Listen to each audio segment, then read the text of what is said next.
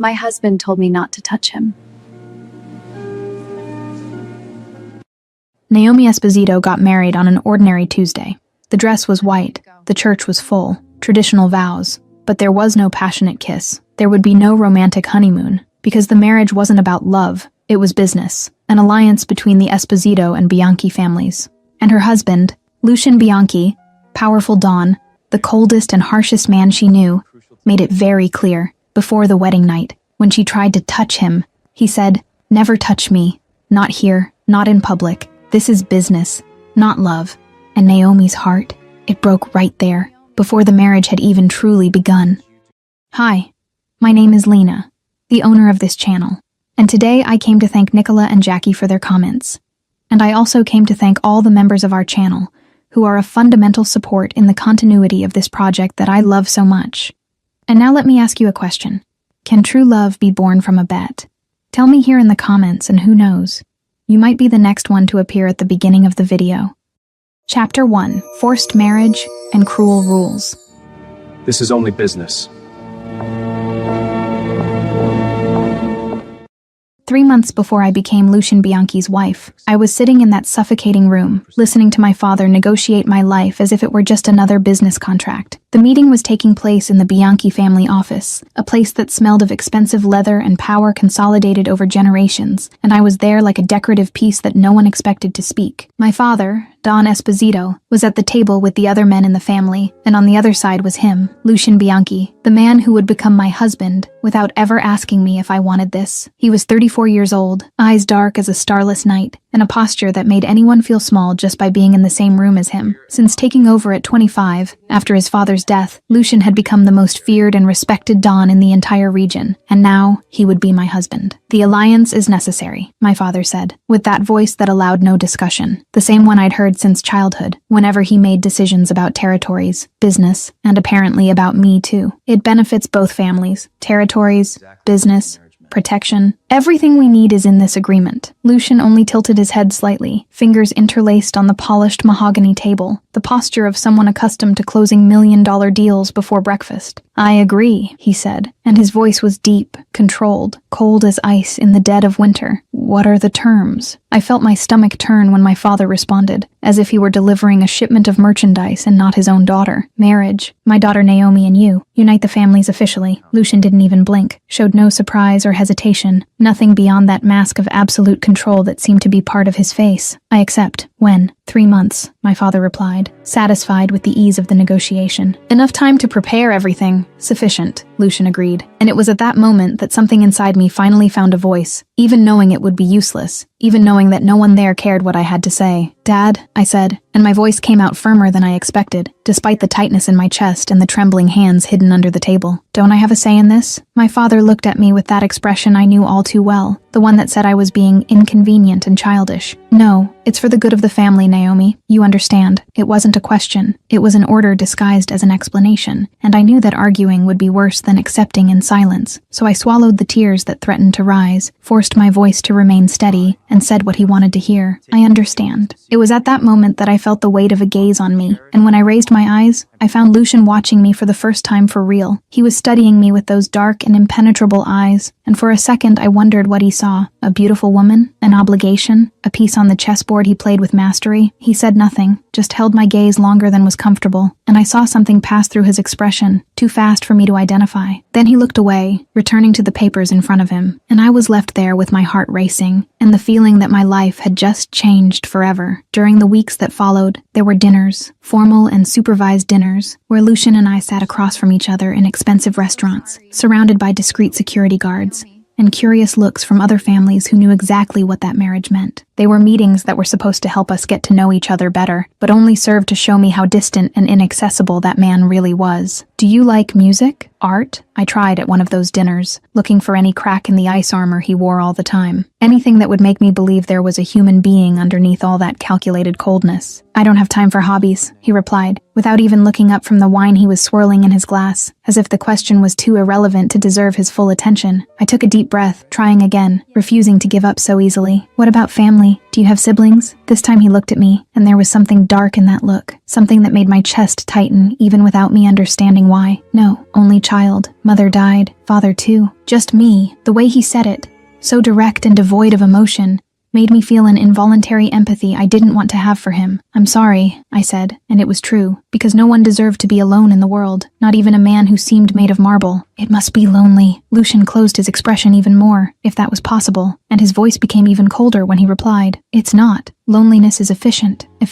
as if life were just a matter of productivity and control, with no room for human warmth or real connection." At that moment, I realized I was about to marry a man who had built walls so high around himself that I doubted anyone could ever scale them. The wedding day came faster than I expected. The church was packed, decorated with white flowers and candles that danced in the dimness, and I was there in my wedding dress, beautiful and delicate, feeling like a fraud. My father gave me away at the altar as if he were fulfilling one more administrative obligation, and Lucian waited for me in that impeccable suit and that expression that revealed absolutely nothing. The priest began the ceremony, and I could barely pay attention to the words, because my heart was beating so hard that I was sure everyone in the church could hear it. When it was time for the vows, the priest's voice echoed through the church with that rehearsed solemnity of someone who had done this hundreds of times. "Lucian Bianchi, do you take Naomi Esposito as your wife?" "I do," he said, and his voice was firm and completely devoid of emotion, as if he were signing a contract and not promising his life to someone. "Naomi Esposito, do you take Lucian Bianchi as your husband?" I hesitated. It was only a second, but I hesitated, and I felt my father's hand squeeze my arm in a silent warning. Then I forced the words out, even though my voice was shaking in a way I couldn't control. "I do. You may kiss the bride," the priest announced, and my heart raced because finally, maybe there would be a real moment between us, something that wasn't rehearsed and cold. But when Lucian leaned in, the kiss was quick and formal, just a touch of lips that didn't last more than 2 seconds. There was no passion, no warmth, nothing but the mechanical fulfillment of a social obligation. My heart sank in my chest as the church applauded, and he offered his arm as mechanically as the kiss. And I accepted with a fake smile plastered on my face for the photos. I can't do this. The reception was worse.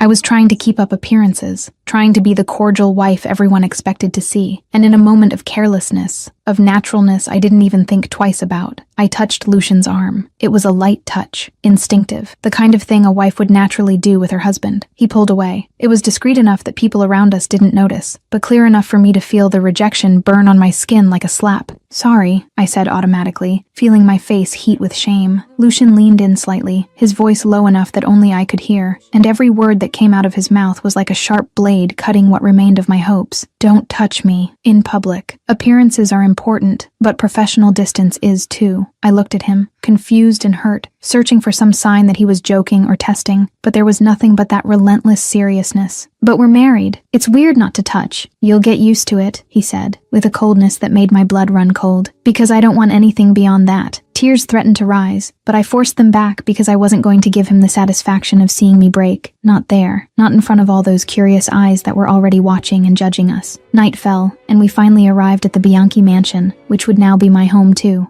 I was nervous. My hands were sweating as I followed Lucian through the immense and luxurious hallways, and my heart was beating fast because despite everything, there was still a naive part of me that hoped that maybe, in private, things would be different. He stopped in front of a door and opened it, gesturing for me to enter. "This is your room. Mine is in the other hallway." I froze, the words taking a few seconds to make sense in my head. "Separate rooms?" "Yes," he replied as if it were the most obvious thing in the world. "Privacy for both." "But we're married," I said, and my voice came out louder than I intended, loaded with all the confusion and hurt I was feeling. "Isn't it normal to share a room?" Lucian looked at me then, really looked at me, and for the first time since we met, I saw something beyond the impenetrable coldness. There was control there, an iron control over something he refused to show, and his voice became even lower when he finally spoke. "Naomi, I'm going to be direct because I see no point in prolonging this," he said, and each word was carefully chosen, as if he were establishing the rules of a contract. "This marriage is an alliance, business, not love, not romance. You are my wife on paper, for the public to see and believe, but don't expect affection or intimacy. Understood?" My heart shattered into 1,000 pieces right there, and I felt tears burn in my eyes as I processed what he was saying. "You're saying we're never going to be a real couple?" "Exactly," he confirmed without hesitation. "We maintain appearances in public. Here we're business partners living together, nothing more." The tears finally fell, and I couldn't hold them back anymore because it was too much. All of it was too much for one person to handle in a single day. What if I want more? Lucian was silent for a moment, and something passed across his face. Something that almost looked like regret, but it was too fast for me to be sure. Then you're going to be disappointed, he said with that coldness that was already becoming familiar and painful at the same time. I'm not a man of feelings, Naomi. Never have been. I'm not going to start now. He paused, and the silence between us was loaded with everything that wasn't said, with all the hopes I had that were being crushed right there. Good night, Naomi. Rest. And then he left, leaving me alone in my room on the first night of my marriage, with tears running down my face and the wedding dress that suddenly felt too heavy for me to keep wearing.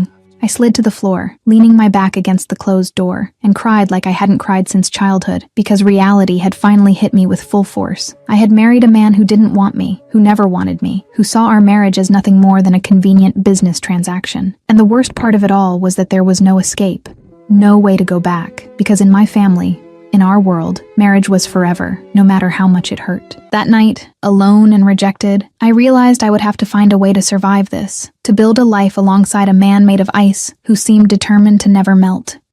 No one can complain that Lucian isn't honest, unfortunately. Chapter 2: Cold Months and the First Crack. You're my responsibility. 3 months of marriage, and I had already learned to map Lucian's schedule like it was an exact science. He left at 6 in the morning, when the sun was still rising and the house was plunged in an almost oppressive silence, and only returned at 11 at night, when I was already locked in my room pretending I didn't hear his footsteps echoing through the hallway toward his room, always distant from mine. 18 hours of work per day, 7 days a week, as if being away from home was more comfortable than being close to me. I had established my own routine to survive this marriage, that seemed more like a life sentence than anything else. I managed the house, supervised the employees, tried to keep myself busy enough not to think too much about how much my life had transformed into a lonely and empty version of what I imagined it would be. And at some point, almost by accident, I discovered I had a talent for numbers, and started helping with his legal business, reviewing contracts and finding inconsistencies that even the most experienced lawyers had missed. Lucian noticed. Of course he noticed, because that man didn't let anything go unnoticed. But he never commented, never thanked, never even acknowledged that I was doing something useful. He just kept sending documents to my office through his secretary, as if I were just another efficient employee, and not the wife he kept miles away emotionally. The dinners, on the rare occasions they happened, were exercises in discomfort and silence. We sat across from each other at the absurdly large dining room table, with food prepared by chefs I didn't even know well, and the only sound was the noise of silverware against expensive porcelain. I had given up trying to make conversation after the third time I received monosyllabic answers, or just head nods, and now I just ate in silence, counting the minutes until I could return to the solitude of my room. But then the flu came, and with it, the first crack in that impenetrable wall Lucian had built between us. It started with mild discomfort, that kind of tiredness you ignore thinking it's just lack of sleep or accumulated stress. But on the second day I had a high fever, shivering under 3 blankets while my body alternated between scalding heat and freezing cold, and my head throbbed with a pain that made even opening my eyes seem like a monumental effort.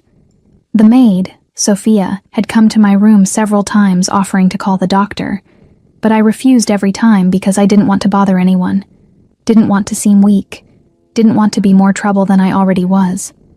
It was almost midnight when I heard the knock on the door, and in my feverish and confused state, I thought I was imagining things. Nobody knocked on my door at that hour, especially not him, who avoided my hallway as if it were forbidden territory. "Come in," I managed to say with a weak and hoarse voice, barely recognizing the sound that came from my own throat. The door opened and Lucian walked in, still wearing his impeccable suit despite the late hour, but with his tie slightly loosened and sleeves rolled up to his elbows in a way that made something strange happen in my stomach. Even through the fog of fever, he stopped in the middle of the room, looking at me with an expression I couldn't decipher, and for the first time in 3 months, I saw something beyond the cold and controlled mask he always wore. "You look terrible," he said, and it wasn't a question. It was a statement loaded with something that almost sounded like concern. "Why didn't you call the doctor?" I was too surprised by his presence there to process the question properly. "I didn't want to bother anyone," I replied, and even to me that sounded pathetic. "It's just the flu." Lucian crossed the room in 3 long and determined strides, and before I could protest or even understand what was happening, he was sitting on the edge of my bed, his large and surprisingly gentle hand touching my forehead. The touch burned, not from the fever, but because it was the first time in 3 months that he had touched me voluntarily, without social obligation,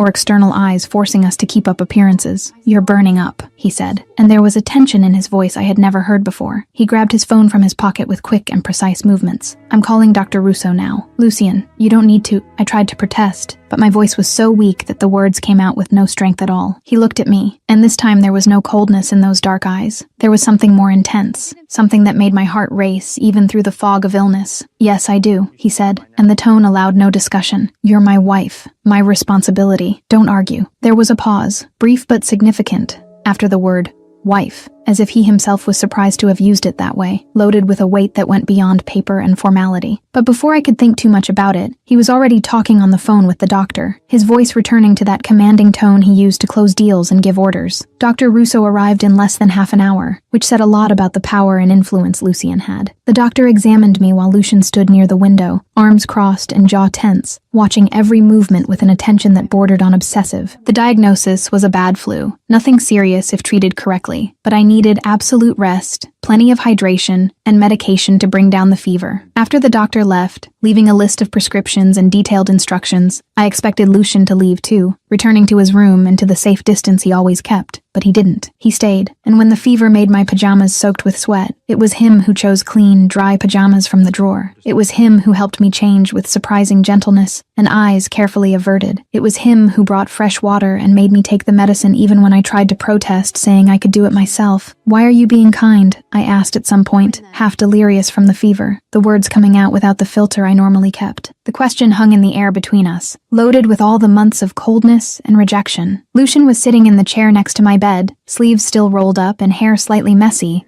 in a way that made him look more human, less the untouchable marble statue he always seemed to be. He was silent for so long that I thought he wouldn't answer, but then his voice came, low and almost hesitant. "Because you're sick," he said, as if it were obvious. "And I'm not a monster, Naomi, even if I act like one." There was something in that confession, in that rare moment of vulnerability, that made my heart tighten in my chest in a way that had nothing to do with the flu. But before I could say anything, before I could explore that crack in his armor, sleep pulled me down like an inevitable wave. When I woke up in the morning, sunlight was already coming through the curtains that someone had opened, and my head still hurt, but the fever had gone down considerably. And Lucien was still there, sleeping, sitting in that uncomfortable chair, his head tilted at an angle that would surely make his neck hurt, his suit wrinkled in a way he would never allow if he were awake. He had stayed all night. He had stayed with me, taking care of me, when he could easily have left everything in the employee's hands and returned to the safety of his own room. Something warm and dangerous started to grow in my chest. Something I knew I should suffocate before it grew too much, but that I couldn't completely control. "Lucien," I called softly, and my voice was less hoarse than the night before. He woke up immediately, like someone trained to always be alert, and for a second, just a fleeting second, I saw confusion and something like concern in his eyes before the mask returned to place. He stood up quickly, adjusting his suit mechanically, and the discomfort was visible in every movement. "You stayed all night?" I asked, because I needed to hear it from him, needed to confirm I hadn't imagined all of that in feverish delirium. "You had a high fever," he replied, avoiding my gaze while adjusting his shirt cuffs. "Someone needed to monitor." "Thank you," I said, and I put all the feeling that was overflowing in my chest into that single word, "for taking care of me." Lucien finally looked at me, and for a moment,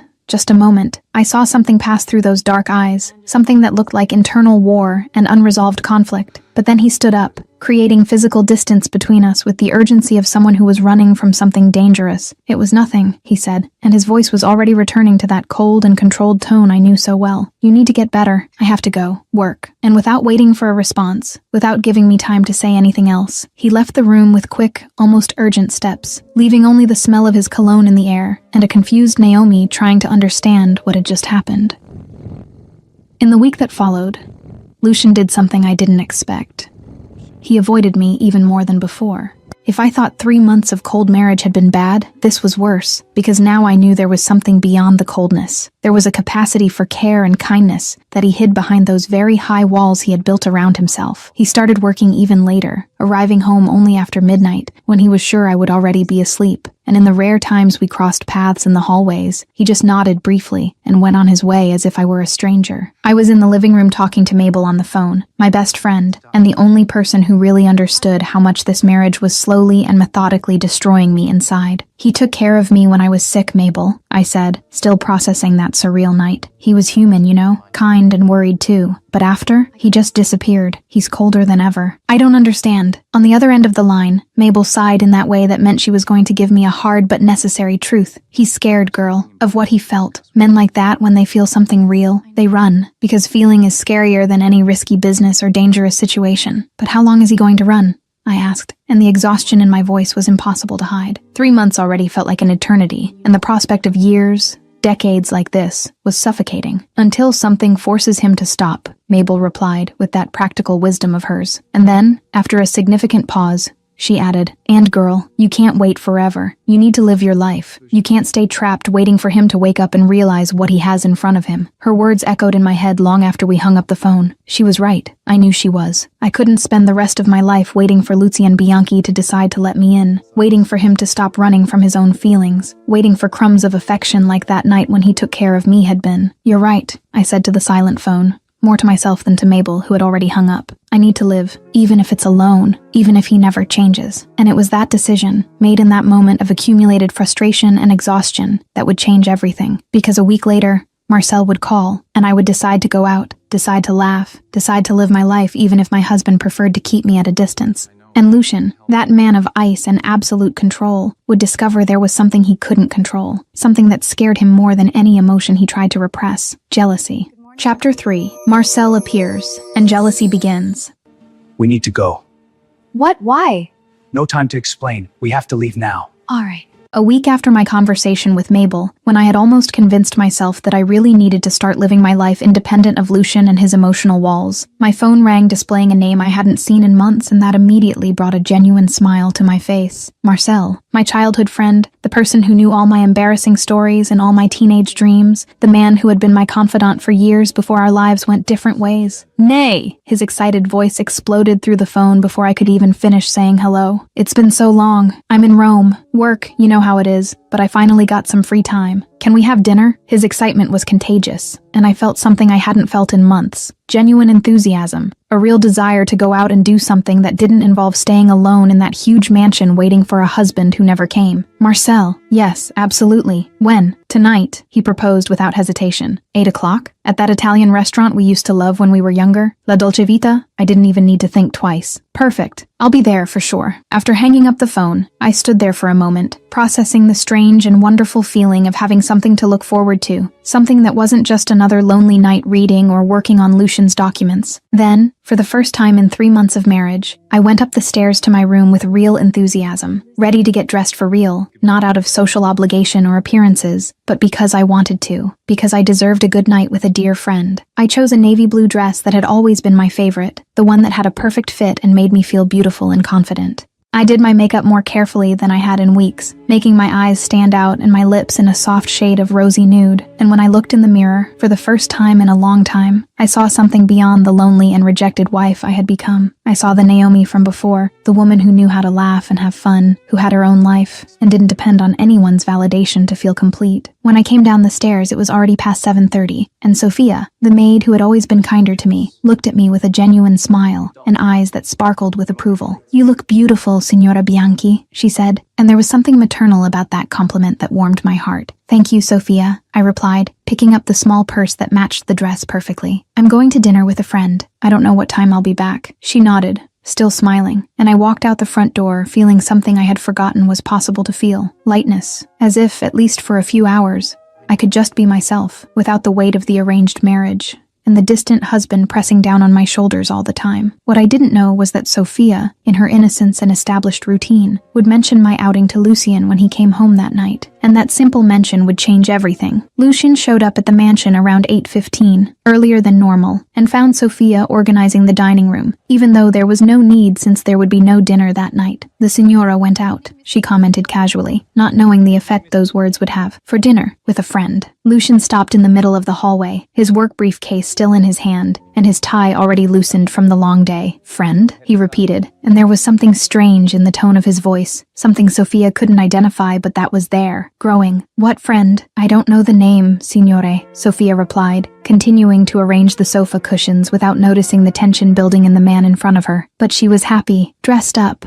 Very beautiful, happy, dressed up, beautiful, for another man. The words echoed in Lucian's head in a way he didn't expect, awakening something primitive and uncomfortable that he didn't recognize, something that made his chest tighten and his hands close into involuntary fists. Does she usually go out? He asked, trying to keep his voice neutral and failing miserably. No, signore, Sophia replied, finally noticing that something was wrong by the way he was standing there, tense like a rope about to snap. First time in all these months. That's why I was happy for her. Lucian didn't respond. He stood there for a few more seconds that seemed eternal, processing information that shouldn't matter, feeling things that made no sense to feel for a wife he himself had kept at a deliberate and methodical distance. And then, without saying anything else, he went up to his room, changed clothes with mechanical and quick movements, and left again, driving through the streets of Rome with an uneasiness that grew with each block traveled. Meanwhile, at La Dolce Vita, I was having the best night I'd had in months. Marcel greeted me with a tight hug that lasted a few seconds longer than necessary, the kind of hug only real friends give, full of warmth and familiarity. You look beautiful, he said, when he finally let me go, holding my shoulders and looking at me with that wide smile that had always been his trademark. Seriously, marriage has been good to you, I laughed, but it was a laugh loaded with irony and a bit of bitterness I couldn't completely hide. Oh yes,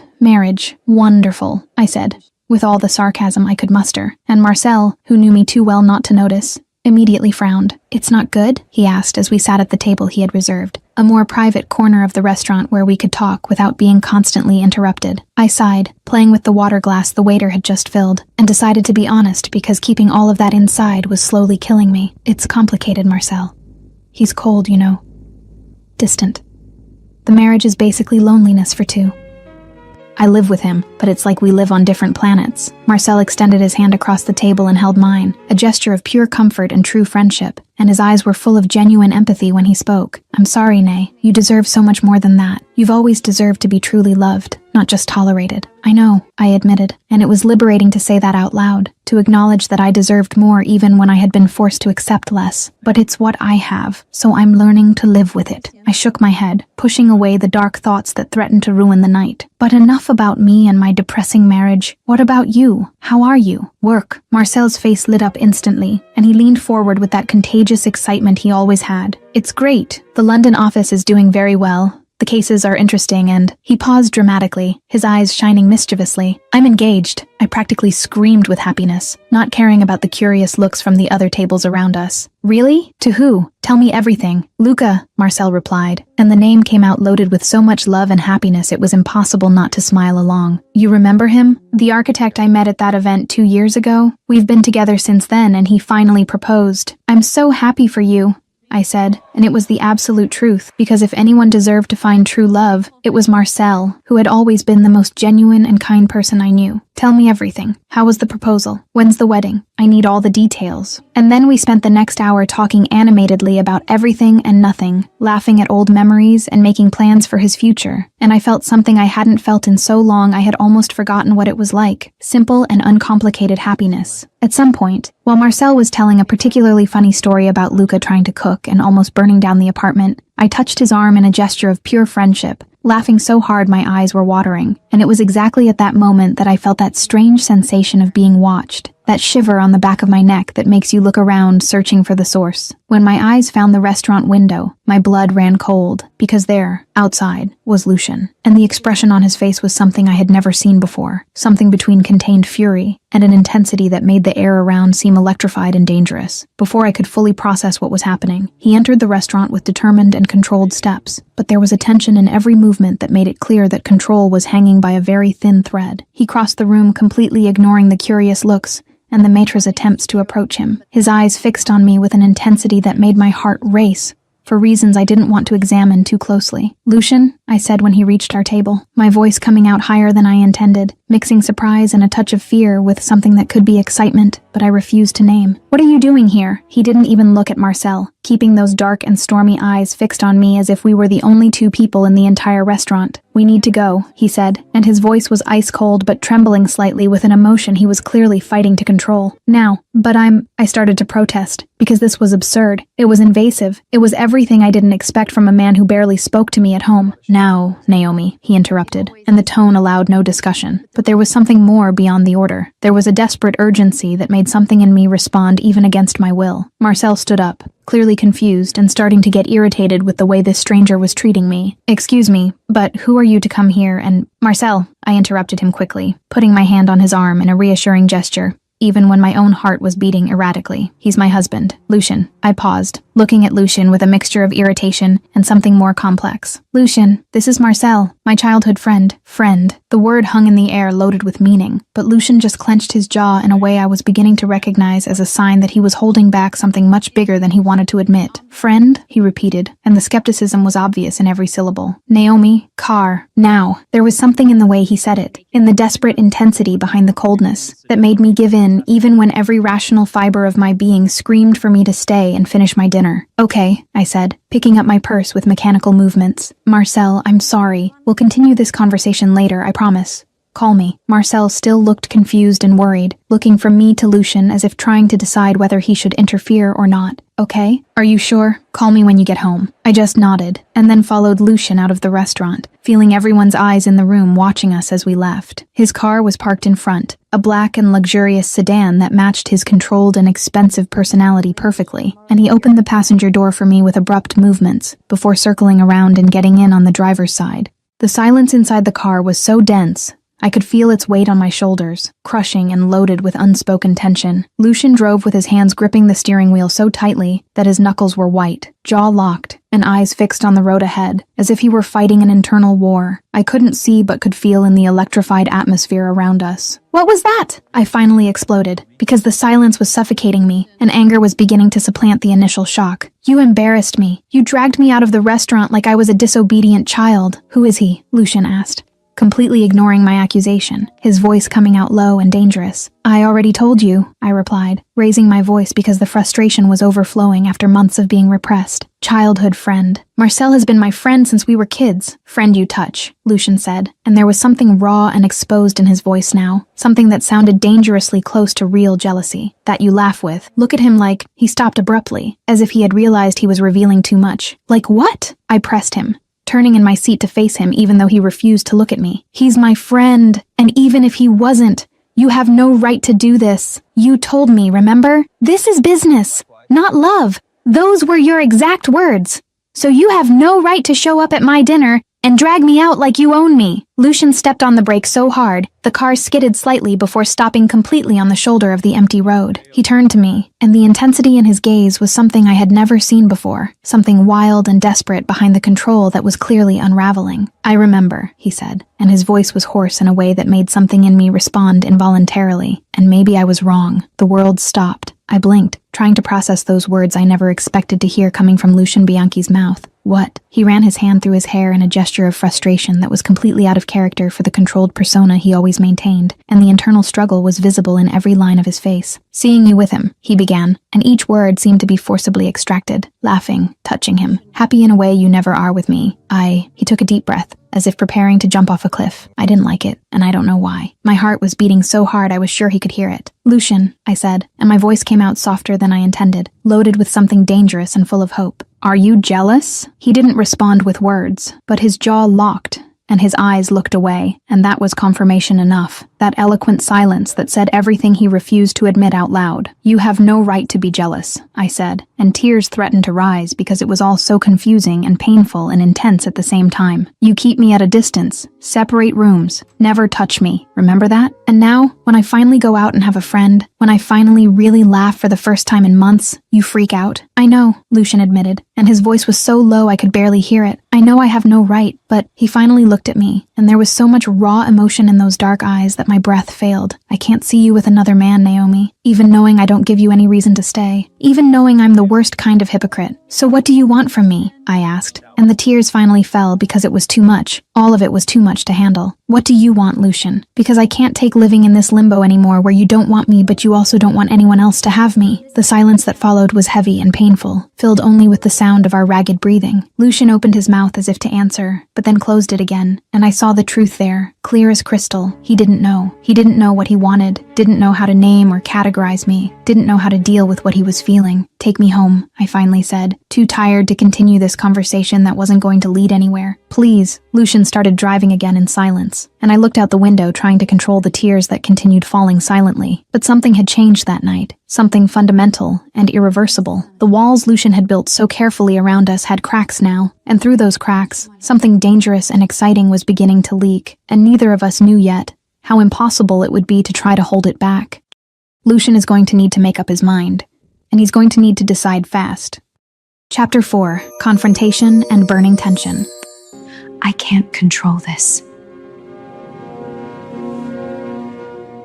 The days that followed that night at the restaurant were a form of torture I didn't know existed, a constant and impossible tension that permeated every corner of the mansion and transformed even the most mundane moments into something charged with unresolved electricity. Lucian hadn't gone back to his absurd work hours, which meant that now, for the first time in months, I actually saw him during the day, crossed paths with him in the hallways, felt his presence in the house in a way that was both disturbing and addictive. But the difference now was that he watched me, constantly. I felt the weight of those dark eyes on me when I had breakfast, when I worked on his documents in the library, when I simply crossed the room to get a book. They were looks that lasted a few seconds longer than appropriate, loaded with something I couldn't name but that made my skin tingle and my heart race in ways I knew were dangerous. I tried to ignore it, pretended I didn't feel that constant attention burning into me as if he were trying to decipher a code I didn't even know I carried. But it was impossible to ignore completely when every time I raised my eyes, there he was, watching with that silent intensity that seemed to penetrate through all the defenses I had built around my wounded heart. It was silent jealousy, undeclared possessiveness, and something deeper that neither of us was ready to name out loud. On the 5th night after the incident with Marcel, I was in the library trying to concentrate on a book that normally would hold my attention for hours.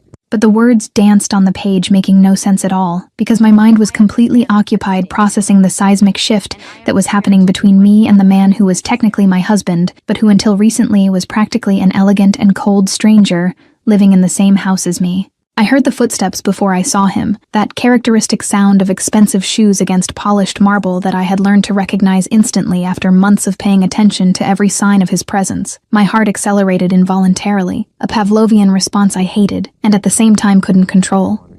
And I forced my eyes to remain fixed on the book, even when I felt him enter the library and stop near the door. "We need to talk." Lucian's voice cut through the silence, deep and controlled as always, but there was an underlying current of tension that wasn't there before, something that suggested that control was costing more effort than he wanted to admit. I didn't even lift my eyes from the book, even though the words on the page were just meaningless blurs now. "About?" I asked with a studied indifference I didn't feel at all, keeping my voice firm and distant, because if I showed how much his presence affected me, I would lose any advantage I still had in this impossible situation. "About him," Lucian said after a brief pause. "Marcel." It was as if someone had pulled an invisible thread inside me, making all the false calm instantly unravel. I closed the book harder than necessary, the sound echoing through the silent library, and finally raised my eyes to face him with all the accumulated irritation of the last few days. "He's gay, Lucian," I said, enunciating each word clearly as if I were speaking to someone particularly obtuse. "Engaged. To a man named Luca. So your ridiculous jealousy and your invasion of my dinner? Completely unnecessary and embarrassing." Seeing Lucian's expression change was almost comical, if the situation weren't so frustrating and emotionally exhausting. He stood completely still for several seconds, processing that information, and I could see the war happening behind those dark eyes, something between genuine relief and deep shame for what he had done. "He's gay," Lucian repeated, as if he needed to hear it again to really believe it. "Yes!" I practically yelled, getting up from the comfortable armchair where I was reading because staying seated while we discussed this felt wrong somehow. "But you didn't ask. You didn't bother to simply ask who he was or what he meant to me. You just assumed the worst and dragged me out of that restaurant like I was your property." Lucian took a step toward me, and there was something different in his posture now, something between shame and determination that I couldn't completely categorize. "I didn't know," he said, and his voice was lower now, almost vulnerable in a way I had never heard before. "Because you don't know me." The words exploded from me, loaded with months of accumulated frustration and loneliness. "We're married, Lucian. Married.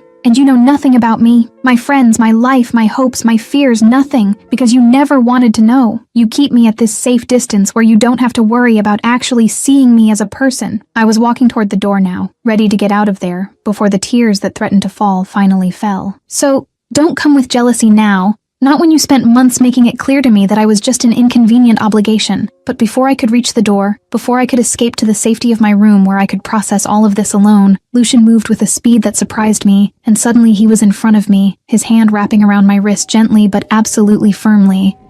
Not hurting, but making it clear he wasn't going to let me go. Not yet. I want to, he said, and there was an intensity in his voice that made my heart stop for a second before it started beating again in an accelerated and erratic rhythm. What? I asked, looking at where his hand held my wrist, and then at his face, confused and scared by the sudden proximity, by the heat emanating from him, by the smell of expensive cologne mixed with something essentially masculine that made my head spin. Lucian took another step toward me, eliminating the space that still existed between us, and suddenly he was dangerously close. So close I could see the golden flecks in his dark eyes, could feel the heat from his body through our clothes, could hear the slightly accelerated breathing that matched mine. "No," he said, and each word seemed loaded with weight and meaning that went far beyond the obvious. "About you, everything, every detail, every story, everything that makes you happy or sad or angry." He paused, and I could see the internal struggle happening, could see the man who had built such high walls fighting against the impulse to finally tear them down. "I was an idiot," he continued, his voice becoming hoarse in a way that made something in me respond involuntarily. "For months, keeping my distance, thinking that if I controlled everything, if I kept you far enough away, I'd be safe. But seeing you with him, seeing you laughing and happy in a way you never are with me." Lucian stopped talking and pulled me slightly by the wrist he still held, bringing my hand to his chest, where I could feel his heart beating strong and fast under the expensive fabric of his shirt. "Made me realize I don't control anything," he admitted, with a vulnerability I never expected to hear from him. "Especially what I feel for you." My breath failed completely, trapped somewhere between my throat and my lungs, and I could barely process what was happening because it was all too intense, too fast, too different from everything that had come before. "And what do you feel?" I asked, and my voice came out as a trembling whisper, loaded with dangerous hope and fear of being disappointed once again. Lucian released my wrist only to bring both hands to my face, holding it with a gentleness that contrasted completely with the intensity in his gaze, and then he tilted his head until his forehead was touching mine, our noses almost touching, our breaths mixing in the minimal space that still existed between us. The intimacy of the gesture was overwhelming, more intimate than any kiss we had shared so far, and I felt my entire body respond in ways I didn't even know were possible. "I can't name it yet," he admitted in a low voice, hoarse, loaded with raw emotion he clearly didn't know how to process. "But it's intense, scary, and completely inevitable, no matter how much I try to fight against it." My heart was beating so hard I was sure he could feel it through the palms that still held my face, and when I spoke, my voice was as shaky as the rest of me. "Lucian." But before I could finish the thought, before I could say anything else that needed to be said, he started to tilt his face that last centimeter that separated us, and I saw the intention in his eyes, saw the exact moment he decided to finally close that distance he himself had created and maintained for so long. My eyes started to close instinctively, my entire body tense with anticipation, every nerve lit up and waiting for that first real touch of his lips on mine, and I could feel the heat radiating between us, could feel the moment stretching like elastic about to snap. But then, when our lips were millimeters apart, so close I could feel the ghost of the touch that was about to happen, Lucian froze, completely, as if someone had pressed pause on a movie, and I felt the change immediately, felt the moment being destroyed before it even really happened. He pulled away so abruptly I almost lost my balance, and suddenly there was too much space between us again. Cold air where before there had been only heat and proximity and promise of something more. His hands fell from my face as if I were burning, and when I looked up confused and hurt,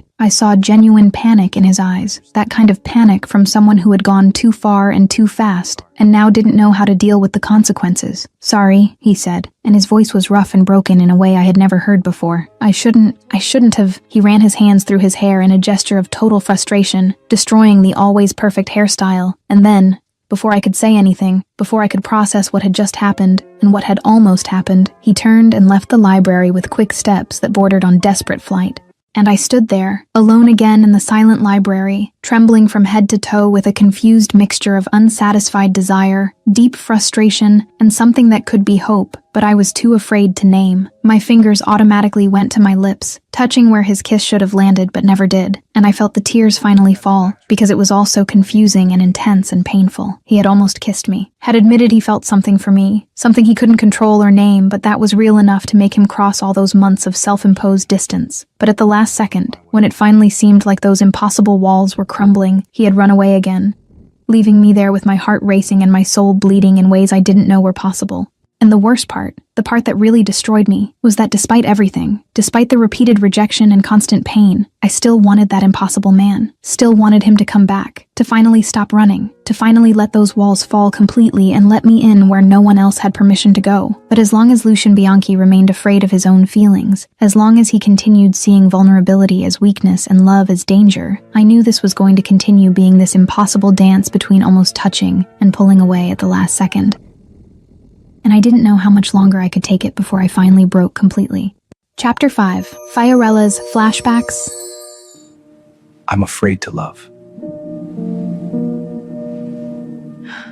The day after the almost kiss in the library was strange in a way I couldn't completely categorize, as if the mansion's atmosphere had changed in some fundamental way overnight, and now everything was charged with a tense expectation that made my stomach turn, and my heart beat irregularly whenever I thought about Lucien, and that interrupted moment that still pulsed between us like an open wound.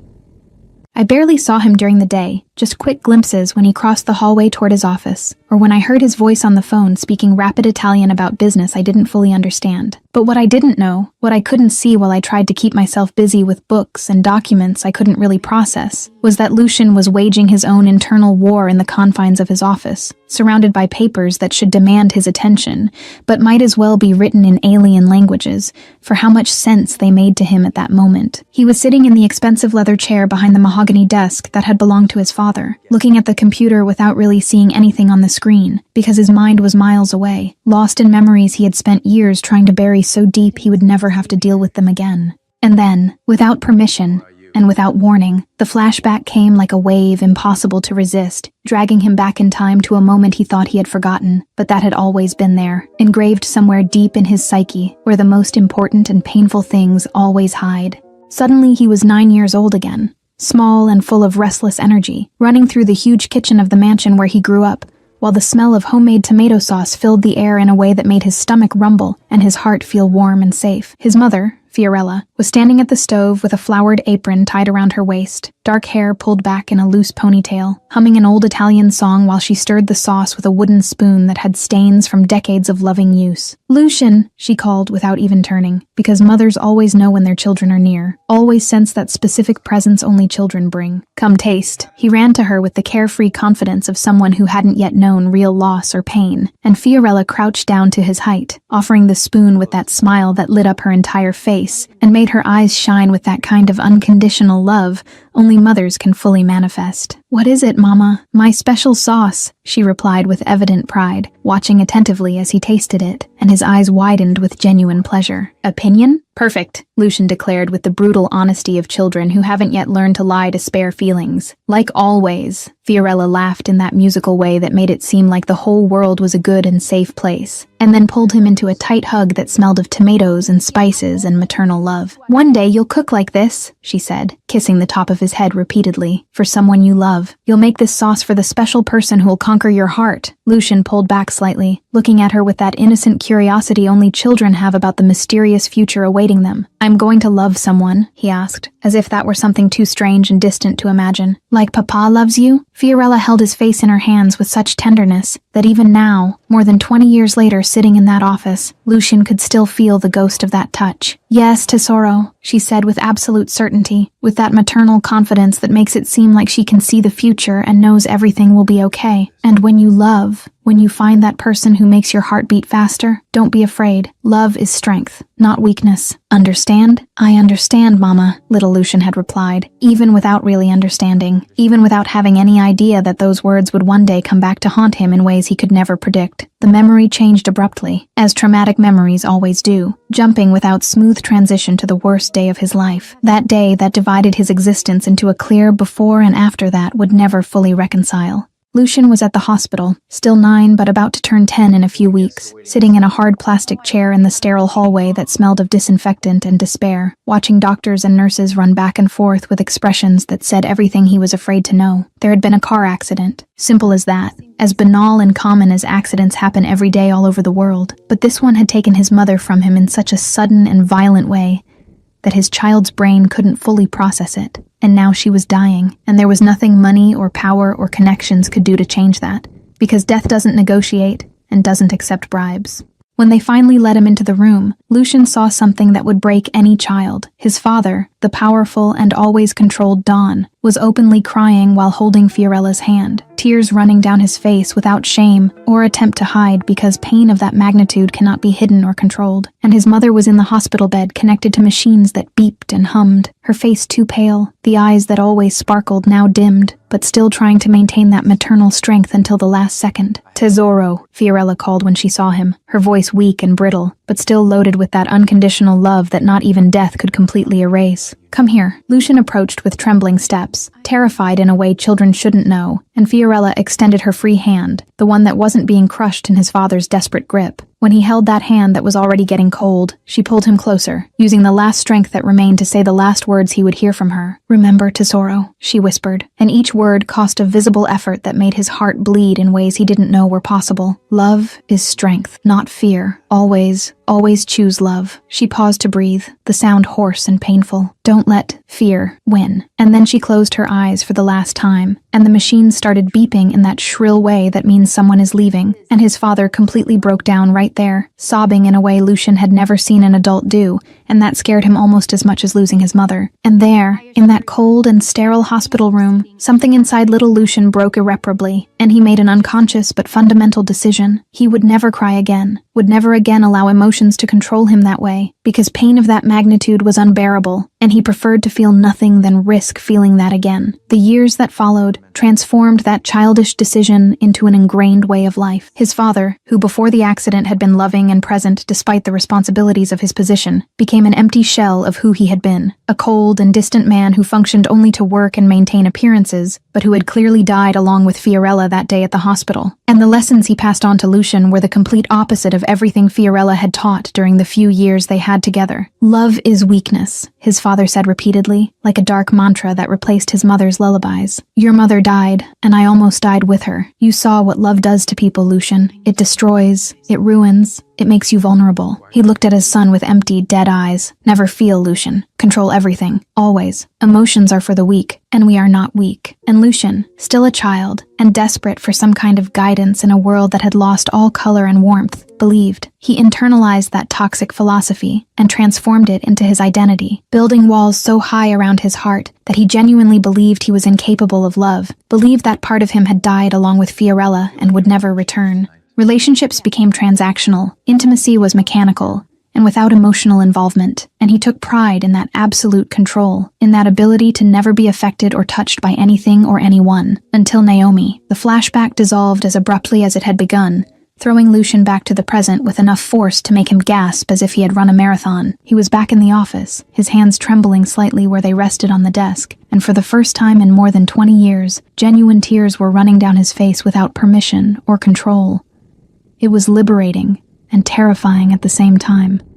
That silent crying that carried decades of repressed pain and unprocessed grief. "Mama was right," Lucian whispered to the empty office, his voice broken and hoarse with emotion he had denied for too long. "Love isn't weakness.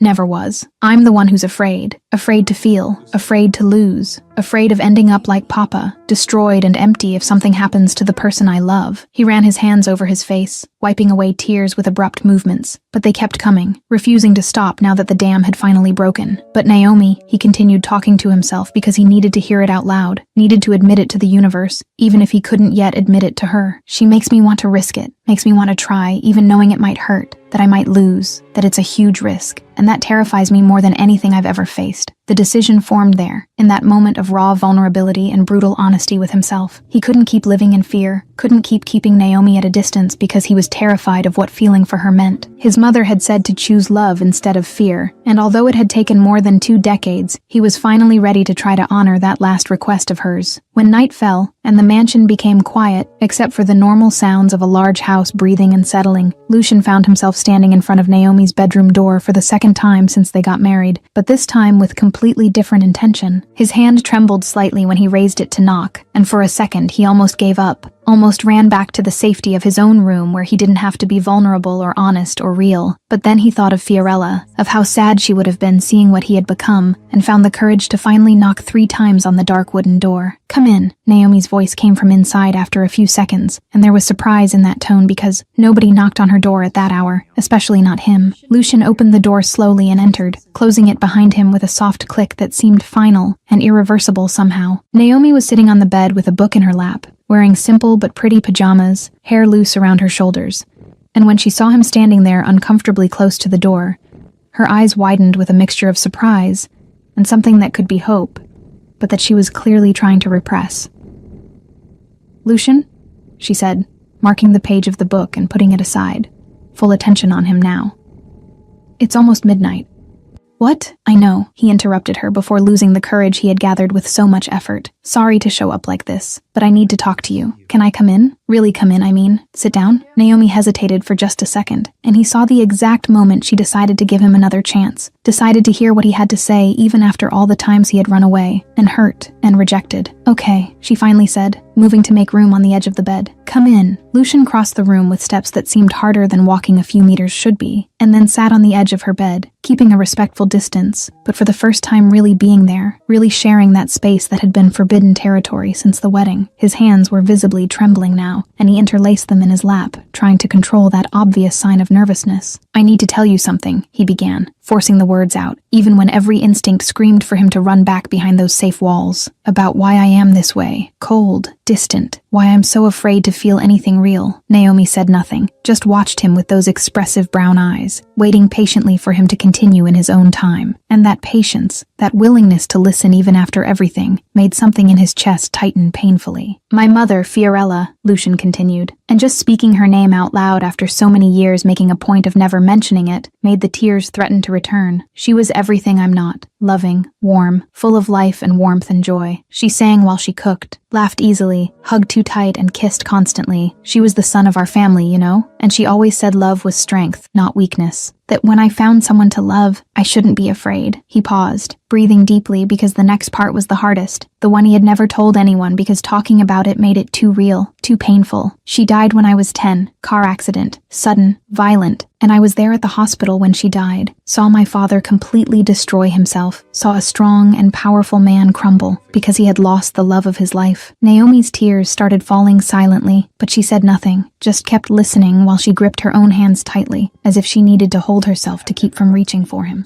"After that, my father changed completely," Lucian continued, the words flowing more easily now that he had started, as if a dam had broken, and there was no way to stop the flood anymore. "He became cold, empty, just a shell functioning on autopilot, and he taught me that love was dangerous, that feeling was weakness, that I should never allow myself to love someone because the pain of losing was too unbearable." His voice broke slightly. "So I learned. I built walls, never let anyone close enough to matter, and it worked for years. I thought I was fine, that I had everything under control." Finally, he looked directly at her and let Naomi see everything, all the pain and fear and vulnerability he had hidden for decades. "And then you. A marriage I thought would be just business, just another transaction without emotional involvement. But you're like my mother was, warm where I'm cold, alive where I'm controlled, real in ways that scare me deeply. And that terrifies me, Naomi, because if I allow myself to truly love you, if I tear down these walls and let you in completely, and then lose you, like my father lost my mother," his voice failed completely, "I don't know if I'd survive." The silence that followed was heavy with emotion, and then Naomi finally moved, sliding across the bed until she was close enough to take his trembling hands between hers, holding them firmly and warmly. "Lucian," she said softly, her voice wet with tears but firm with conviction, "you can't live in fear of losing, because if you live like that, you never really live. You just exist.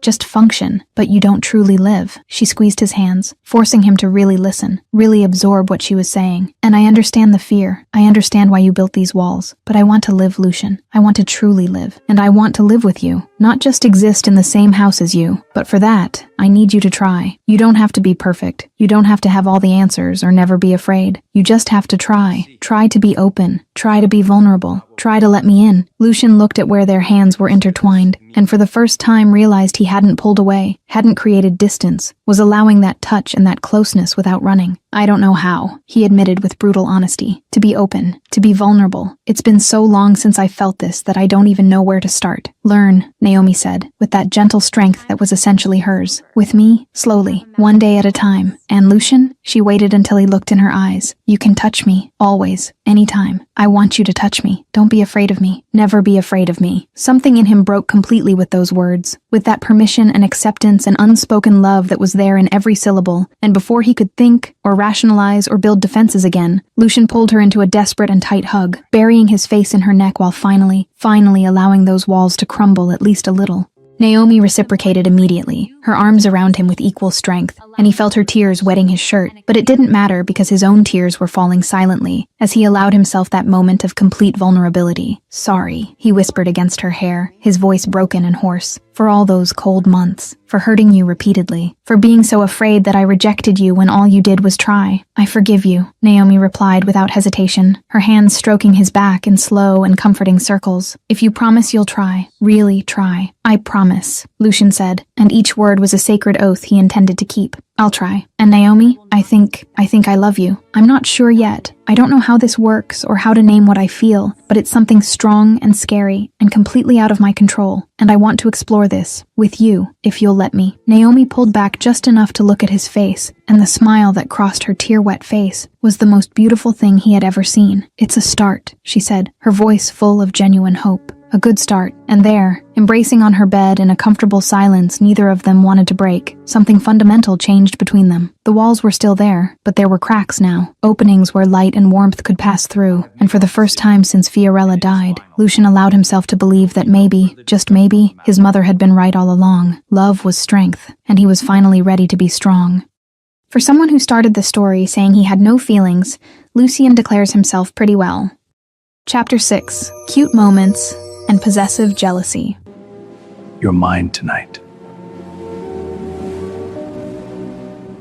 The week that followed that night in my room, when Lucian finally opened up and let me see the wounds he'd carried since childhood, was different from everything that had come before, in a way that left me constantly in a state of amazed surprise and a little nervousness. Because Lucian was trying, really trying in awkward and sometimes comical ways, but genuine in a way that made my heart melt, with every small gesture that showed how much that man was fighting against decades of conditioning to be different, to be better, to be present. The first evidence of this came on a Thursday morning, when I came down the stairs yawning and still half asleep, expecting to find the mansion silent as always, because Lucian was normally already in his office for hours by that time of day.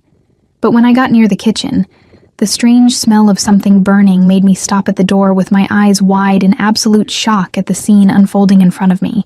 Lucian Bianchi, powerful Don and always impeccably controlled, was standing at the stove wearing a white shirt with sleeves rolled up to his elbows and an expression of intense concentration on his face as he looked at a coffee maker that was making threatening noises and toast that was definitely beyond the point of being considered edible. There was smoke coming from the toaster, and he was looking at it with a mixture of confusion and frustration that would have been funny if it weren't so incredibly adorable. "Lucian," I said, and my voice came out loaded with surprise and barely contained amusement. "Are you cooking?" He turned immediately at the sound of my voice, and I saw the exact moment shame and something like embarrassment passed across that normally so controlled face. "I tried to make coffee," he admitted, pointing at the coffee maker as if that explained everything, "and toast. But," he gestured to the completely carbonized bread slices in the toaster. "I'm not very good at this, apparently." I couldn't hold back the laugh that exploded from me, genuine and joyful, and the way his face became even more embarrassed only made me laugh harder. "You burned toast," I managed to say between laughs, approaching to get a better look at the disaster. "How did you manage to burn toast? It's literally just putting bread in the toaster and waiting." Lucian ran his hand through his hair in a gesture of frustration that was already becoming familiar, messing up the always perfect hairstyle in a way that made him look younger and more accessible. "I got distracted," he defended himself, and there was an almost petulant tone in his voice that was completely different from the always serious Don I knew. "Thinking about..." He stopped abruptly, realizing what he was about to say, and then continued anyway with slightly flushed cheeks. "About you." My heart did that weird thing of jumping and melting at the same time, and before I could think better or rationalize or protect myself, I leaned in and kissed his cheek quickly.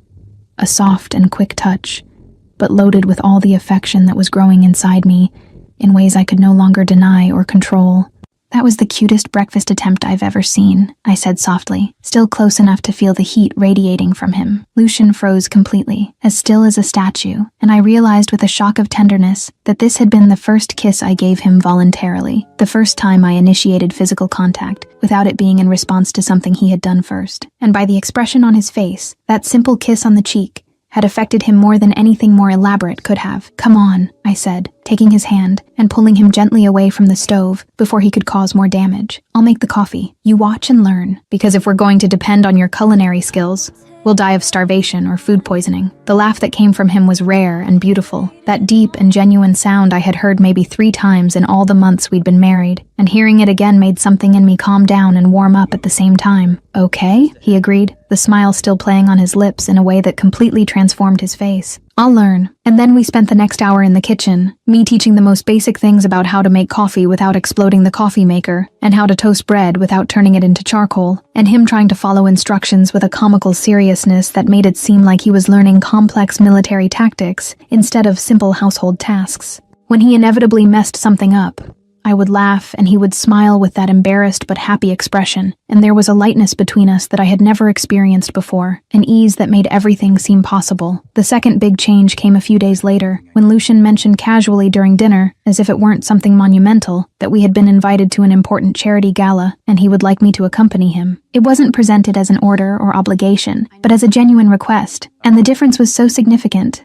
I almost spilled the wine I was drinking. "I'd love to go," I replied, trying to keep my voice casual even when my heart was racing at the prospect of finally appearing in public with him for real, not just as a facade wife, but as a real partner he actually wanted by his side. And now here I was, standing in front of the mirror in my room wearing a gold dress I had bought specifically for that night, a design that hugged every curve before falling into a flowing skirt that sparkled when I moved, making it look like I was wrapped in liquid light. I had done my makeup with extra care, eyes lined with that perfect smoky look that made the browns seem deeper, and my hair was pulled back in an elegant bun, but with a few loose strands framing my face purposefully. When I came down the stairs and found Lucian waiting in the entrance hall, already impeccable in the black tuxedo that fit his body in a way that should be illegal, the way he stopped completely and just looked at me with that intensity that was already becoming familiar made my stomach flip and my skin heat up. "You look incredible," he said, after several seconds of loaded silence, and his voice was hoarse in that way that made interesting things happen in my entire body.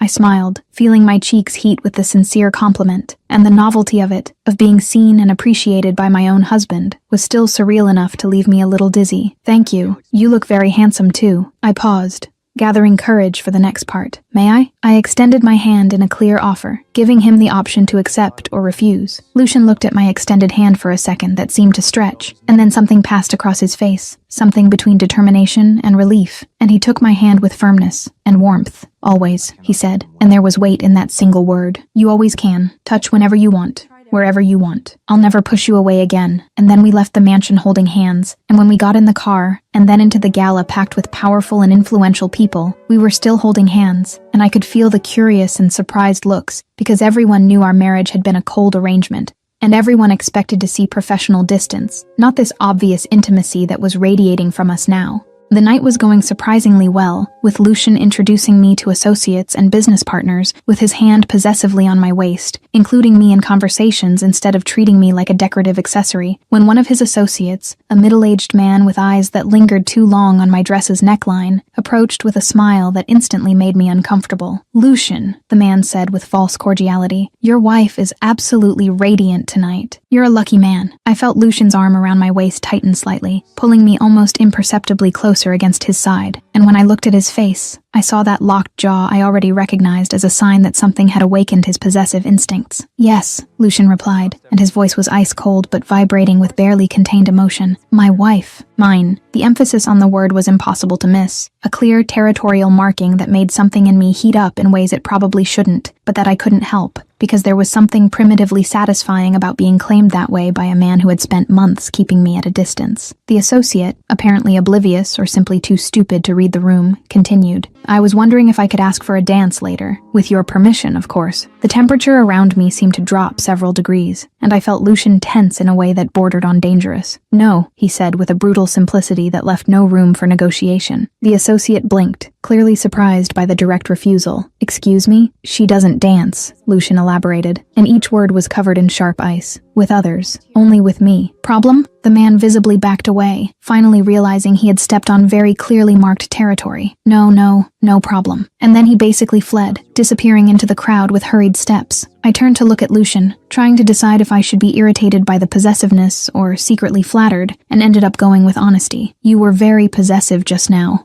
I said, but my voice was more amused than reproachful. Lucian looked at me, and there was something wild and not totally controlled in those dark eyes that made my breath fail. "I know," he admitted without a hint of regret. "Sorry, I shouldn't. I didn't say I didn't like it." I interrupted him before he could start building walls again, and I saw the exact moment those words hit him, when something lit up in that already intense gaze. He leaned in slightly, his mouth dangerously close to my ear, and his voice was low and hoarse when he asked, "You like it when I'm possessive?" My heart was beating so hard I was sure he could feel it through the hand that still rested on my waist. "Maybe," I admitted with dangerous honesty. "A little. When it's not toxic, when it's just protective and jealous in that way that shows you really care." Lucian pulled me even closer, eliminating any space that still existed between our bodies, and the smile that curved his lips was something between promising and dangerous. "Then you're going to love what comes next," he said against my ear, making shivers run down my spine. "Because I'm not going to let any man here look at you tonight without consequences."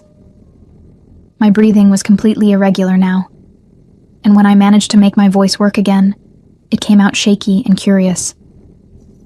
"What kind of consequences?" "You'll find out," he promised, his lips almost touching my ear in a way that was doing impossible things to my rational thinking capacity.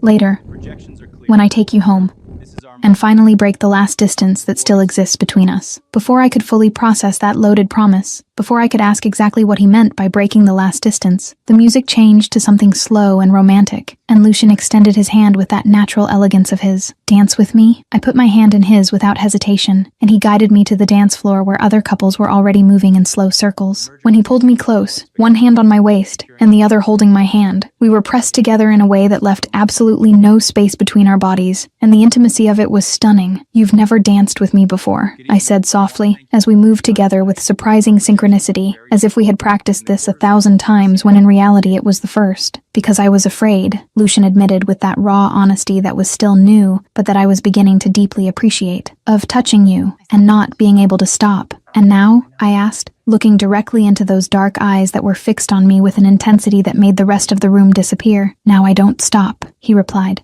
spinning me gently before pulling me back against him, even closer if that was possible. "Never again. You're mine, Naomi, and I'm yours. And everyone here is going to know it before the night is over." I rested my forehead against his, that gesture that was already becoming ours, intimate and perfect, in ways that bigger gestures could never be. "I like this, Lucian," I said honestly, letting him see everything I was feeling. Possessive, open, real, vulnerable but strong. "I like him a lot." "Good," Lucian said. And then, there in the middle of the dance floor with hundreds of people watching, he kissed my forehead with such tenderness and reverence that I felt tears threaten to rise. Because he's here to stay, forever. And as we danced under the bright lights with curious eyes watching us from all sides, I knew with absolute certainty that something fundamental had changed, that the walls had really fallen this time, and that the man in my arms was no longer the cold and distant Don who had married me out of obligation. He was Lucian, my Lucian, and finally, he was truly mine. Chapter 7. Burning tension and night together. Stay with me. The tension in the car during the drive back from the gala was so dense and palpable I could feel its weight on my lungs, making it difficult to breathe in a way that had nothing to do with lack of air, and everything to do with the way Lucian was driving with one hand on the wheel and the other resting on my knee, the casual but absolutely purposeful touch burning through the thin fabric of the gold dress. Neither of us spoke, but the silence was loaded with unspoken promises and anticipation that grew with each block we passed, each traffic light we crossed, each meter that brought us closer to the mansion, and everything that was waiting for us there. I could feel my heart beating so hard I was sure he could hear it, could feel my skin heating under that gaze he cast in my direction every few seconds, intense looks loaded with intention that made my stomach flip and my mouth go dry. When we finally arrived and the car stopped at the mansion's circular entrance, I almost laughed from the relief and nervousness mixed together that exploded in my chest, because the weight was slowly killing me, but at the same time I wasn't sure if I was ready for what was coming next. Lucian got out of the car with controlled but quick movements, and then circled to my side to open the door for me with that old-fashioned chivalry that normally would be just politeness, but now seemed loaded with additional meaning. When I put my hand in his and he helped me out of the car, the way his fingers intertwined with mine and refused to let go even after I was already standing, was a clear declaration of intentions. We entered the silent mansion, the employees already retired to their own quarters, as always happened after 10 at night, and suddenly we were completely alone in that enormous space that normally seemed cold and impersonal, but now seemed too intimate, too small to contain everything that was growing between us. Lucian closed the front door behind us, and the sound of the latch clicking echoed through the entrance hall like something final and irreversible. I turned to face him, trying to maintain some appearance of composure, even when my entire body was vibrating with nervousness and anticipation, and forced my voice to come out steady when I spoke. Lucian, about what you said at the gala, about breaking the last distance between us. But before I could finish the thought, before I could ask exactly what he had meant by that, or give voice to any of the dozens of questions that were piling up in my head, Lucian took 3 determined steps toward me, eliminating the space between us with a speed that made my breath fail completely.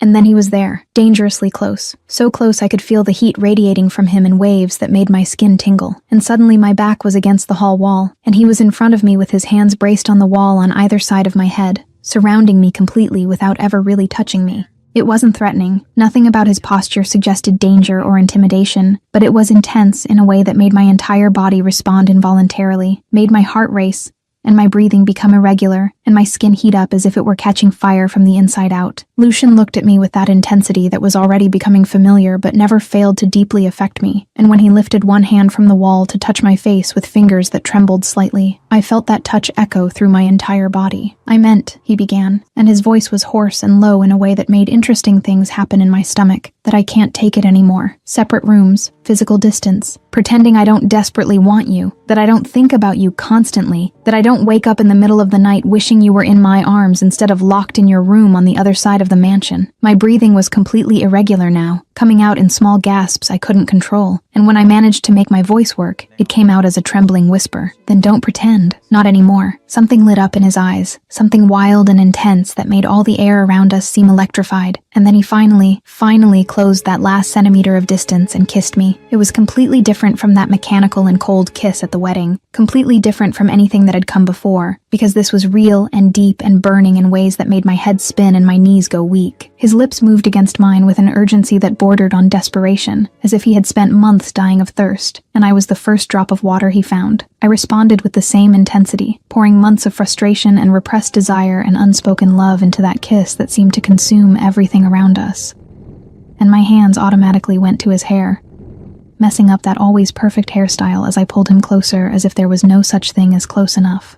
Lucian's hands were everywhere at once, sliding down my waist, up my back, tangling in my hair, and destroying the elegant bun I had taken so long to do. But I didn't care at all because the feeling of those large, warm hands exploring me through the thin fabric of the dress was more important than any hairstyle could be. He kissed a trail from my jaw to my neck, and the sensation of his lips against my sensitive skin there made an involuntary sound escape my throat, something between a sigh and a moan I couldn't hold back. I felt Lucian's smile against my skin, that smug smile I rarely saw but secretly loved. And then he spoke against my neck with that hoarse voice that made my spine tingle. "Tell me you want me," he asked, or ordered, I wasn't sure which. "Like I want you. Desperately. I want you," I admitted without hesitation, because lying at that moment would be impossible and unnecessary when everything I felt was written so clearly in every irregular breath and every accelerated beat of my heart. "I always wanted you, Lucian. From the beginning, even when you were cold and distant and kept me away, even when it hurt. I always wanted you." I paused, gathering courage for the next part, for the words I had kept for so long, afraid he would never be ready to hear them. "I love you, Lucian. I love you so much it sometimes hurts to breathe." Lucian stopped completely, pulling back just enough to look directly in my eyes, and there was something raw and vulnerable in that look that made my heart tighten in my chest. "Say it again," he asked, and his voice was broken with emotion he wasn't trying to hide anymore. "I love you," I said again, firmer this time, letting him see everything, every piece of love that had grown inside me despite all the obstacles and all the reasons to give up. I love you completely, irrevocably, forever. I saw tears shine in his eyes, and then he was kissing me again, but it was different now, softer but somehow deeper, loaded with all the emotions he was finally allowing himself to feel. When he pulled back, there was a smile on his lips that completely transformed his face, making him look younger and lighter and happier than I had ever seen. I don't deserve you, he said with absolute conviction. But before I could protest, he continued, but I love you too, Naomi. So much it scares me, terrifyingly, completely, in ways I didn't even know I was capable of feeling. And then, before I could fully process those words I had waited so long to hear, Lucian picked me up in a fluid movement, one arm under my knees and another on my back, lifting me as if I weighed nothing. I let out a surprised and joyful laugh, my arms automatically going around his neck to steady myself. "What are you doing?" I asked between laughs, even knowing exactly what he was doing, even feeling my heartbeat even faster with the certainty of what was coming next. "Taking you to my room," Lucian replied with absolute determination, starting to climb the wide stairs with firm and sure steps. Our room, because enough separation, enough distance, enough nights alone when we should be together. You sleep with me tonight, and tomorrow, and every day after that, forever. About time, I said softly, kissing his jawline as he continued climbing, and I heard the low laugh that vibrated in his chest in response. He stopped in the middle of the stairs to kiss me again, long and deep, and promising everything that was to come. And when we finally reached the top,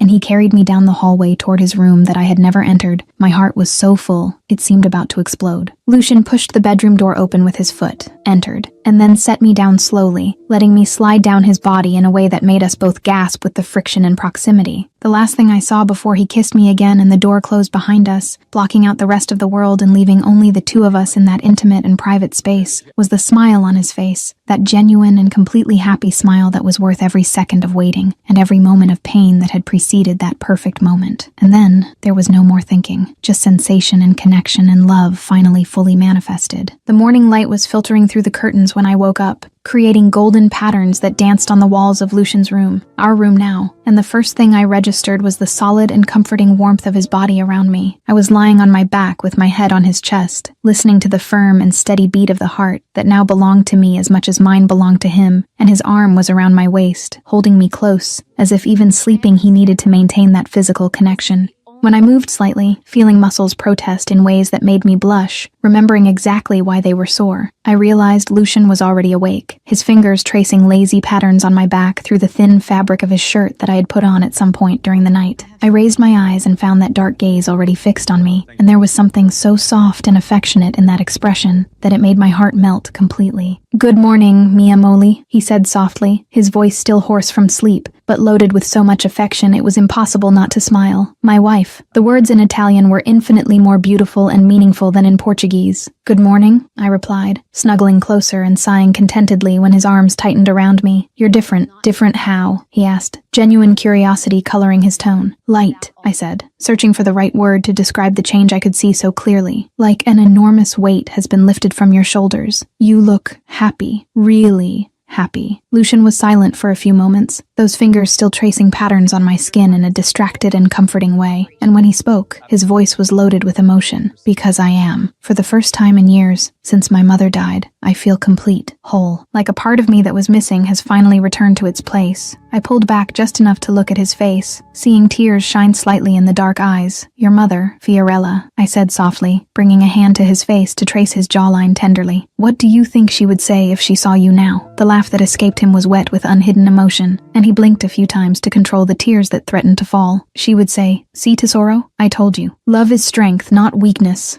Not fear." He paused, his voice becoming firmer with conviction. "And she would be right. About everything. You made me strong, Naomi. You gave me the courage to finally stop being afraid to truly live." I kissed him softly, a light touch full of love, and when I pulled back I was smiling through my own tears. "And you made me feel loved. Finally, truly, in the way I always dreamed but never thought I'd have." "Always loved," Lucian promised, rolling to put me underneath him, supporting himself on his elbows so as not to crush me, but close enough that our noses touched. "I promise, Naomi, never cold again, never distant again, just us, together, forever, for all eternity," I repeated, sealing that promise with another kiss that quickly deepened into something more. And as the morning light continued to fill the room, we continued to learn each other, to build that intimacy that had been denied for so long, to finally live the marriage that should have been from the beginning. And for the first time since it all began, I was completely irrevocably happy. Chapter 8. Public Redemption and Sweet Ending. She is my forever. A week after that night that changed everything, Lucian casually mentioned during breakfast that we had been invited to another gala, coincidentally at the same venue where it had all begun months ago. I agreed without thinking much about it, still floating in that bubble of newly discovered happiness, where I woke up in his arms every morning and fell asleep with kisses that never seemed enough, no matter how many there were. When we arrived at the elegant and luxurious ballroom, where our first public appearance as a real couple had happened, I had no idea what Lucian had planned. I was just enjoying the way he kept his hand possessively on my waist, how he introduced me with obvious pride, how he looked at me as if I were the most precious thing in the entire world. Then the music stopped abruptly, and I saw Lucian walk onto the stage with determined steps, taking the microphone with that natural confidence of someone accustomed to commanding rooms full of powerful people. My heart raced with confusion and a touch of nervousness as he adjusted the microphone, and the entire ballroom's attention turned to him. "Good evening," he began, and his voice echoed through the silent room. "I know it's unusual to interrupt like this, but I need to say something important, publicly." He paused, his eyes finding mine through the crowd. "A few months ago, in this very place, I said something cruel to my wife. I established cold rules, distance. I said, never touch me. And today, in front of all of you, I break those rules completely." He extended his hand toward me. "Naomi, come here, please." My legs were shaking as I walked onto the stage, my heart beating so hard I could barely hear the curious whispers around us. When I reached Lucian, he took my hands in his, looking directly into my eyes with a vulnerability that stole my breath. "6 months ago, I married you out of obligation," he said, his voice firm but loaded with emotion. "Alliance between families, and I treated you terribly. I was cold, distant, cruel. I rejected you repeatedly when all you did was try." He squeezed my hands. "But you showed me that love isn't weakness, it's strength, like my mother always said, and I spent years refusing to believe." Tears were already running down my face as he continued. "So today,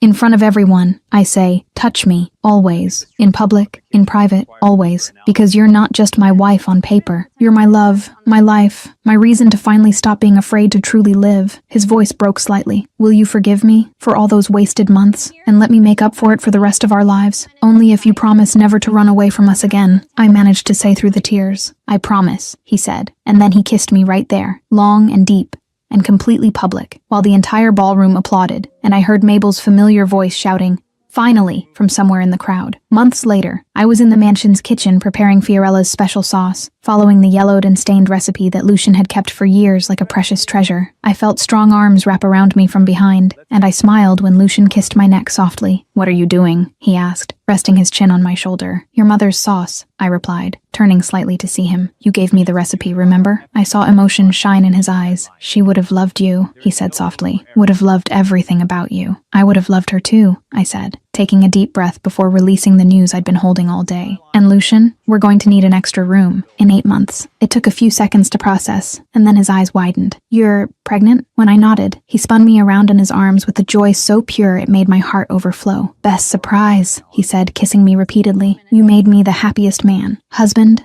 and now father. You're going to be an amazing dad," I promised, "because you chose love instead of fear, like your mother wanted." A year later, I watched Lucian holding our daughter Paloma with a tenderness that still made me melt. He looked at me with eyes shining with complete happiness. "You freed me," he said softly, "from fear, from coldness. You gave me this, family, love, real life." "We freed each other," I corrected, moving closer to kiss him softly while Paloma babbled between us. And there, in that small and perfect family, Fiorella's legacy continued. Love was strength, not weakness. And finally, Lucian had learned to truly live.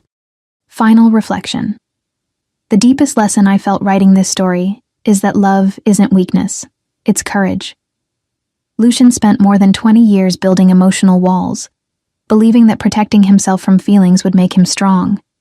But in reality, those walls turned him into a prisoner of his own fear, unable to live fully or experience real connections. The story teaches us that past traumas don't need to dictate our future. Losing someone we love is devastating, but living in fear of loving again doesn't honor who we lost. It only wastes the life we still have.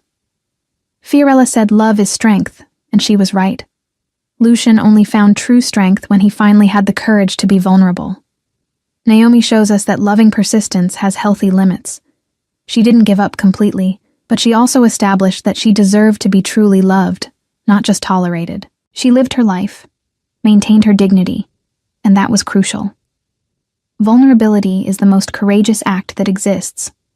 Opening your heart, knowing it can be hurt, loving knowing you can lose, living fully even with fear. That's true courage. That's true strength. And if you want to see another deep story, click on the video appearing now on your screen.